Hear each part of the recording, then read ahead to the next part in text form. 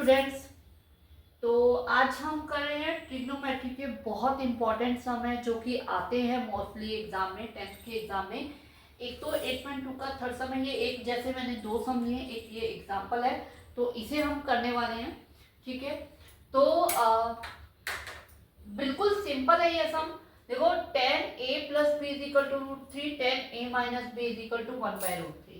तो हमारे पास क्या है कि हमें a और b की वैल्यू निकालनी है, यानी कि हम क्या करेंगे, इसे टू वेरिएबल इक्वेशन में कन्वर्ट कर लेंगे और फिर एलिमिनेशन मेथड लगा के हम इसे सॉल्व करेंगे। तो वेरी इजी। क्या करना है हमें, सबसे मेन हमारा काम क्या होता है, ये जो tan है ना, ये tan, इसे हमें खत्म करना है।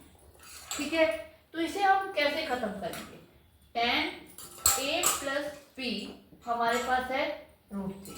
ओके, a प्लस बी √3 है।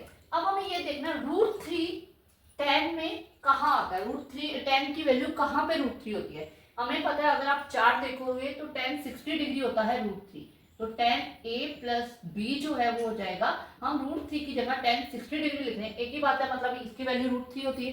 ठीक है, तो ये tan से tan कैंसिल हो जाएगा और ये ऑटोमेटिकली कैंसिल होता है, इसे आप सामने से ऐसे कट नहीं लगाओगे। ट्रिग्नोमेट्री में ऐसा नहीं होता, ये अंडरस्टूड होता है कि ये कट हो गया। यहाँ पे आपका आ जाएगा a plus B is equal to 60 degree. तो आपके पास दो इक्वेशन में से एक इक्वेशन आ चुकी है। सेकेंड इक्वेशन के लिए सेम हम यहाँ पे भी tan को फिनिश ऑफ करेंगे।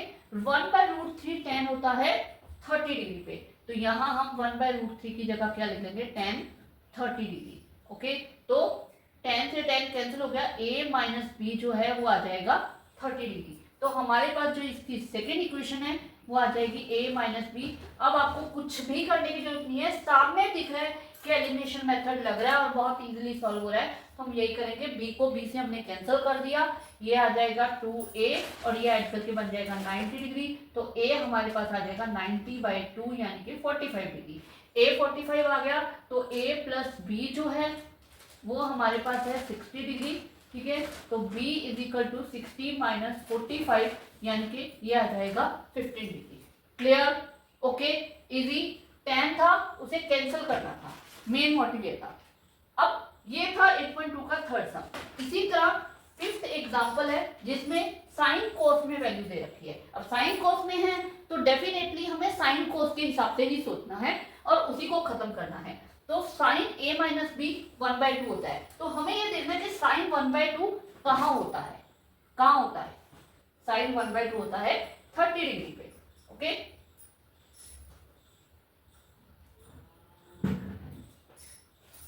Sign a minus B sine 30 degree.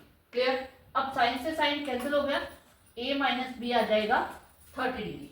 Okay, first equation आ गई। अब सेकेंड इक्वेशन यहां से निकालेंगे। cos a प्लस बी जो है वो है 1/2, तो cos 1/2 कहाँ होता है, वो होता है 60 डिग्री पे। तो cos a प्लस बी आपके पास आ जाएगा, सॉरी, cos 60 डिग्री।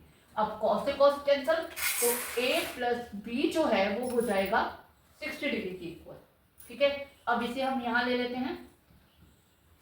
ठीक है, यहाँ पे अगेन b से b cancel, 2a is equal to 90 degree, तो a इज इक्वल टू आ जाएगा 45 डिग्री और इसी तरह अगर आप b सॉल्व करके फाइंड करोगे तो वो आ जाएगा 15 डिग्री। क्लियर हुआ?